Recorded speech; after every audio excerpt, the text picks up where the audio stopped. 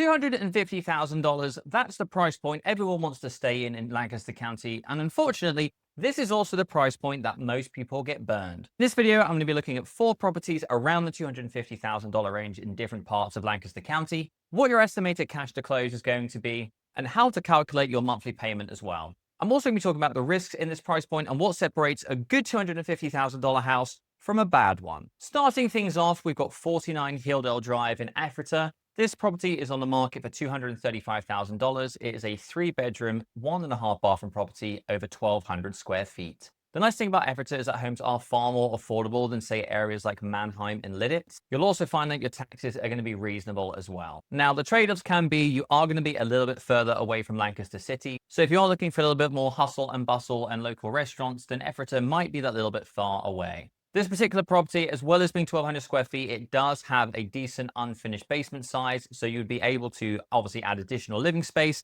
And it also has a very decent sized backyard for the price. You're not going to get anything like this in Lancaster. In Lidditz and Mannheim, anything that's got a decent backyard, and especially one that's fenced in, is going to cost you quite a bit more. Property taxes are coming in just under $2,700, and we're going to break down the monthly payment at the end. Moving about 25 minutes northwest of Lancaster, we have Mount Joy. So this property on Marietta Ave is $270,000. So pushing the budget a little bit, I appreciate. However, I wanted to show you something that was going to be a detached property. It's 4 bedrooms, 1 bathroom, and it is all on its own. Rancher style properties are in short supply in the area, so they don't tend to hang around long. A property like this, that's sub $275,000, is probably going to be gone over the weekend. So it comes on the market on a Wednesday or Thursday. By Saturday or Sunday, they have multiple offers, and it's probably gone by Monday. Now, that said, they do tend to have good bones. You've got original hardwood floors in some of the areas, a little bit of updated vinyl plank, maybe a few questionable color choices.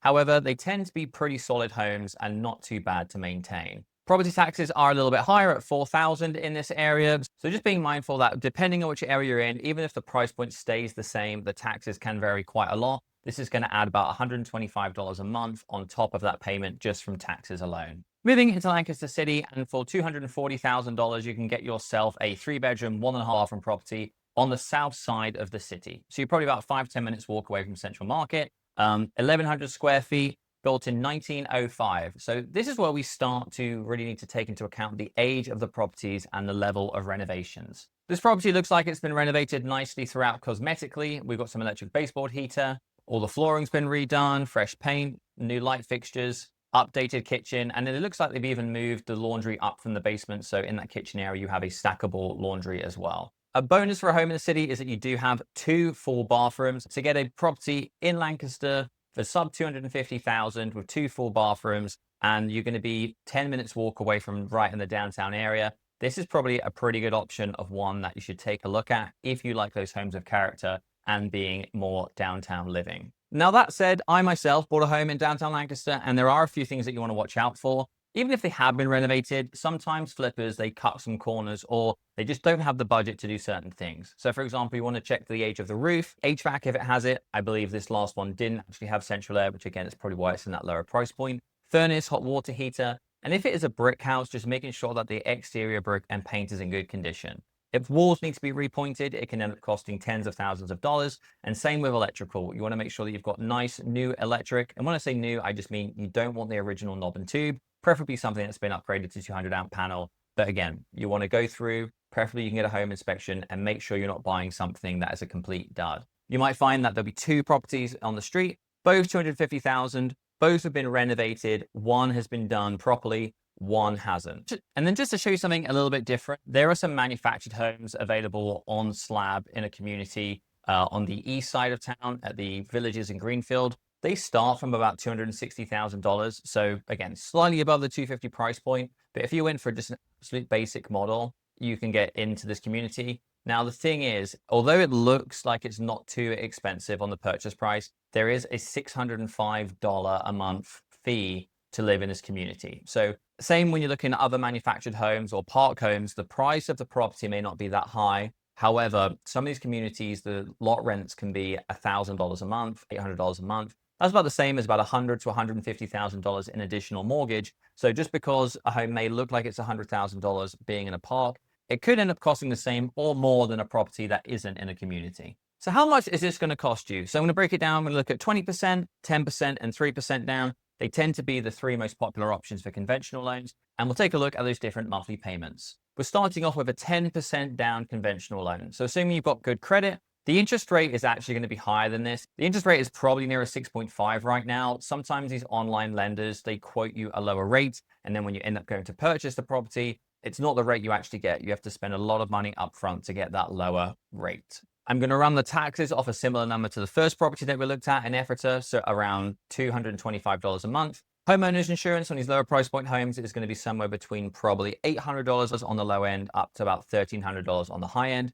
So looking at $75 a month for your homeowners insurance. And then you will have some mortgage insurance because you're putting less than 20% down. So $250,000 purchase price down. All of that together, your monthly payment is going to be around $1,770. That's $1,400 for your mortgage, $225 property taxes, $75 for homeowners insurance, and then you've got about $75 a month also for mortgage insurance. If you're putting 20% down, your monthly payment is going to be nearer $1,540 a month. Now, you won't have to pay any mortgage insurance because you've put more than 20% down. That's something that lenders require when you put less than that amount.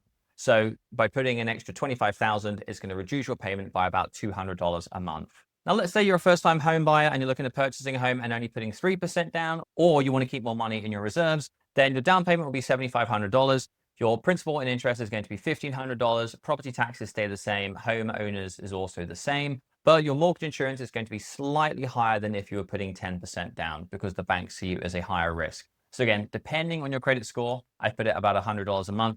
Your payment is going to be around about $1,900 a month. Now, that said, if your credit score is lower, you might find that your mortgage insurance is more expensive. So this could be anywhere from $75 if you've got very good credit, maybe as high as $300 if you've got poor credit. So just bear that in mind. And then finally, I'm going to break down exactly what the closing costs are going to be each of these. And I'll talk a little bit about a 0% down financing option that may be interesting to you if you've got good credit, but don't have a ton of cash in order to close. So I know this looks like a lot of numbers, but don't panic. I'm going to break it down into very simple terms. So if you're doing a purchase price, I'm going to take a look at the property in Ephrata for us. So purchase price is $235,000. Closing costs, we've got the property. We're closing in about a month from now. I'm going to keep the interest rate around 6.5% to give you an accurate representation of the monthly payment. And I've tried to include as many of the additional fees as you have. In Pennsylvania, you pay transfer tax, which is 2%, 1% buyer, 1% seller. So I've included that. I've also put some additional buyer agent commission, just in case the agent you're working with charges a higher commission rate than what's being offered.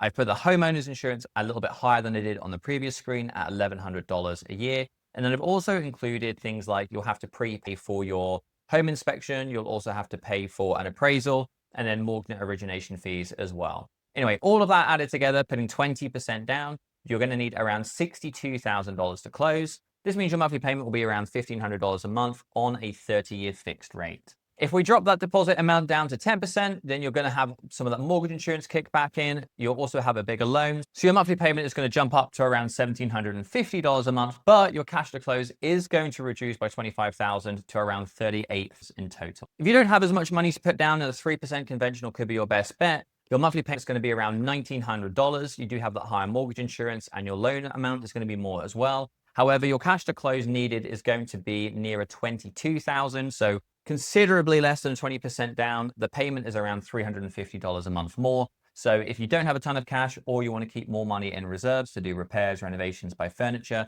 then 3% down could be a great option for you as well. And then finally, I want to mention a way that you can get those closing costs down even more. So if you're looking at putting minimal down as possible, if you've got good credit above a 680 and have good employment, then you may be able to qualify with a couple of local lenders for a 0% down conventional program. Added bonus is that there's no mortgage insurance on these as well. Now, you may find that the interest rate is ever so slightly higher, but it tends to work out way better in overall monthly payment compared to a 3% loan that has mortgage insurance, even though you have that slightly higher rate. I just want to demonstrate this for you. So $235,000 purchase price. We've got annual taxes of $2,700. This again is still the same home in Ephrata. The interest rate is slightly higher at 6.675 because the lender sees you as a slightly higher risk. However, there's no mortgage insurance. So your overall estimated monthly payment is going to be about $1,830, about $100 a month less than what we were just looking at.